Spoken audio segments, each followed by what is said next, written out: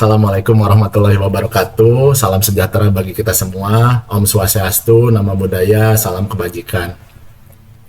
Pada kesempatan kali ini, kami dari kelompok 4 akan memaparkan presentasi yang berjudul Prototype Smart Home ESP32, yang dimana presentasi kali ini kami buat untuk memenuhi ujian tengah semester mata kuliah Sistem Microcontroller dengan dosen pengampu Bapak Muhammad Rusdan ST MT. Sebelumnya izinkan saya memperkenalkan diri dari kelompok 4. Yang pertama beranggotakan Bang Ramadan, yang kedua dari Rusyad Nurdin, yang ketiga Tatang. Untuk selanjutnya kita mulai saja pada presentasinya. Prototype Smart Home ESP32. Di sini latar belakang dan tujuannya, yang pertama kita buat dengan pemikiran yaitu untuk memenuhi kebutuhan rumah pintar yang semakin meningkat dan sebagai efisiensi energi dan kenyamanan. Yang keduanya, sistem keamanan konvensional yang masih kurang terintegrasi. Lalu yang ketiganya, perkembangan microcontroller seperti ESP32 yang memungkinkan untuk melakukan multitasking yang sistem real time dan integrasi pada IoT. Di sini adapun tujuan dari proyek tersebut yaitu untuk membangun prototipe fungsional dengan 4 subsistem utama yang berjalan sinkron. Yang keduanya untuk menghindari penggunaan blocking code agar seluruh sensor dan aktuator beroperasi secara real time. Yang ketiganya untuk membangun prototipe smart home yang sederhana. Lalu selanjutnya, nah di sini kita membuat arsitektur sistemnya yang dimana ada blok input yang terdiri dari sensor PIR yang dimana di situ untuk sensor gerak, lalu LDR untuk intensitas cahaya, modul RFID, MFRC522 sebagai pemindai kartu akses, dan sensor BMP180 sebagai suhu lingkungan.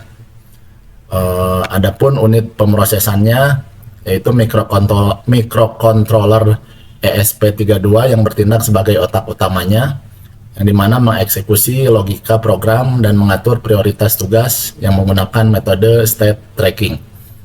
Lalu nantinya akan menuju ke blok outputnya yang meliputi buzzer yaitu sebagai alarm keamanan, LED untuk lampu teras, motor servo sebagai pengunci pintu, relay sebagai pendingin, dan OLED SSD 1306 sebagai pusat informasi. Selanjutnya skema hardware yang dimana protokol komunikasi dan I/O. Di sini ada I2C sebagai pin 21 dan 22 yang dimana berbagi jalur secara efisien untuk layar OLED dan sensor suhu BMP 180 untuk penghematan dan pemakaian pin. Lalu ada SPI yang dimana pinnya di pin 5, 18, 19, dan 23, yang dimana di sini untuk transfer data yang berkecepatan tinggi khusus untuk membaca modul identitas. Ada RFID untuk membaca status trigger dari PIR serta mengirim perintah on-off-nya ke aktuator atau sebagai buzzer LED relaynya. Lalu ada PWM dan ADC yang digunakan untuk merotasi sudut presisi pada servo dan melakukan konversi nilai analog dari sensor cahaya LDR. Selanjutnya penjelasannya akan dijelaskan oleh Kang Bang. Terima kasih. Selanjutnya saya akan menjelaskan fitur yang digunakan pada smart home. Pada fitur pertama, yaitu sistem keamanan, kami menggunakan sensor PIR yang berfungsi untuk mendeteksi pergerakan berdasarkan panas tubuh manusia atau indera merah dalam radius rumah. Ketika sensor mendeteksi adanya pergerakan, sistem akan langsung memberikan respon cepat melalui buzzer sebagai alarm peringatan. Selain itu, kami menerapkan metode state tracking agar alarm tidak berbunyi terus-menerus secara berulang dan akan otomatis berhenti saat area kembali aman. Selanjutnya adalah fitur pencahayaan pintar. Pada sistem ini, kami menggunakan sensor LDR untuk membaca intensitas cahaya di lingkungan sekitar secara terus-menerus. Cahaya akan mengonversinya menjadi nilai analog. Kami juga menambahkan logika ambang batas untuk menentukan kapan lampu harus menyala atau mati. Jika nilai analog lebih dari 1500 atau menandakan ruangan atau teras sudah gelap, maka ISP32 akan menyalakan lampu secara otomatis. Selain itu, sistem dirancang agar tidak terjadi efek flickering atau lampu berkedip saat berada di batas perubahan cahaya. Fitur ini bertujuan untuk meningkatkan kenyamanan sekaligus efisiensi penggunaan energi. Fitur yang ketiga yaitu adalah akses pintu cerdas berbasis RFID. Sistem ini bekerja dengan membaca UID atau identitas unik dari kartu akses menggunakan modul RFID. Sistem akan melakukan interaksi pencocokan UID, kartu yang di-tap, dan pangkalan data internal yang terdaftar akses diterima. Motor servo berputar 90 derajat menarik tuas kunci selama 3 detik. Sebelum akhirnya menutup kembali atau terkunci lagi. Jika akses ditolak, sistem akan mengabaikan perintah dan mencatatnya sebagai log. Baik, selanjutnya akan dijelaskan oleh Kang Tatang. Baik, untuk fitur keempat adalah pemantauan suhu ruangan. Di sini kami menggunakan sensor untuk membaca suhu di dalam ruangan secara akurat. Selain itu, kami juga menambahkan aturan sederhana. Kalau suhu ruangan memanas hingga melewati batas 30 derajat Celcius, maka sistem akan menyalakan kipas angin secara otomatis untuk menurunkan suhu. Nah, semua informasi ini mulai dari status alarm, lampu, kipas, sampai angka suhu bisa kita lihat atau pantau melalui layar kecil yang tampilannya diperbarui secara otomatis setiap 2 detik. Nah, untuk kesimpulan dan rencana pengembangan kedepannya adalah sebagai kesimpulan, proyek ini telah berhasil menyinkronkan keempat sistem utama agar dapat beroperasi bersamaan dengan sangat mulus. Kunci keberhasilannya ada pada penerapan fungsi logika milis pada kodenya. Fungsi ini bekerja sebagai metode delay non-blocking yang artinya microcontroller tidak akan pernah macet atau berhenti total saat menunggu satu tugas selesai. Hasilnya, sensor gerak, pembaca kartu, suhu, dan cahaya bisa dibaca dan merespon pada saat yang bersamaan. Untuk rencana kedepannya adalah mengintegrasikan sistem ini sepenuhnya dengan IoT. Kami akan menggunakan Wi-Fi bawaan yang sudah ada pada chip ESP32.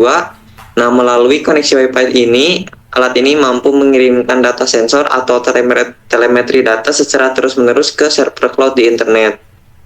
Nah, setelah alat terhubung ke cloud, tahapan selanjutnya adalah membangun sebuah dashboard kendali. Dashboard ini akan berupa antarmuka website interaktif. Nah, melalui antarmuka website ini, pengguna nantinya bisa melihat grafik perubahan suhu secara langsung, serta mengontrol hidup matinya lampu dan mengunci pintu dari jarak jauh menggunakan handphone. Sekian penjelasan mengenai prototipe smart home ini. Selanjutnya, mari kita lihat simulasi seperti apa alat ini bekerja pada platform Walkie. Terima kasih atas perhatiannya. Baik, di sini kita akan coba mensimulasikan project smart home yang sudah kita rencanakan tadi. Di sini kami menggunakan platform Walkie. Nah, di sini bisa kita lihat kita sudah merangkai beberapa komponen yang dibutuhkan. Dan komponen-komponen ini terbagi menjadi 4 fitur utama. Nah, lalu kita coba simulasikan dulu untuk bagian keamanan atau kunci pintu menggunakan RFID. Baik, di sini saya akan coba menggunakan kartu berwarna biru. Di sini harusnya bisa terbuka. Nah, bisa kita lihat di sini untuk bagian servonya bergerak. Lalu kalau misalkan kita menggunakan kartu yang tidak memiliki akses, misalnya kartu berwarna kuning ini, maka servo tidak akan bergerak dan artinya kartu ini tidak memiliki izin. Selanjutnya, di sini saya akan mencoba untuk mensimulasikan fitur alarm. Nah, ini di sini kita menggunakan sensor peer dan buzzer sebagai alarmnya. Kita akan coba. Nah, kita akan simulasikan ada gerakan. Nah, maka buzzer akan menyala. Lalu pada bagian LCD OLED juga akan ada keterangan bahwa alarm sedang menyala. Baik, selanjutnya kita akan coba simulasikan untuk lampu otomatis. Di sini kita menggunakan sensor LDR yang membaca intensitas cahaya di dalam ruangan, lalu menggunakan sebuah LED untuk mensimulasikan lampu di dalam ruangan tersebut. Kita akan coba. Nah, di sini kalau misalkan untuk nilai luxnya itu ada di bawah 1500, maka lampu akan menyala. Nah, di dalam LED OLED ini juga ada keterangan jika lampu menyala. Kalau misalkan nilai luxnya ini berada di atas 1500, maka lampu akan mati, dan untuk keterangan di dalam OLED ini juga lampunya akan mati.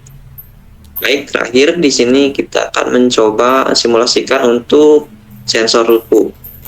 Di sini kita menggunakan sensor BMP 180, lalu menggunakan layar OLED dan menggunakan relay untuk nantinya mensimulasikan nyala dan matinya sebuah kipas. Kita akan coba mengubah nilai suhunya. Kalau misalkan suhunya berada di atas 30 derajat, maka relay akan menyala, yang artinya kipas akan menyala. Nah, kalau misalkan nilainya di bawah 30 derajat, maka relay akan mati dan otomatis kipas di dalam ruangan tersebut juga akan mati. Nah, di sini kita juga bisa memantau suhu di dalam ruangan, lalu status lampu, status kipas, dan status alarm.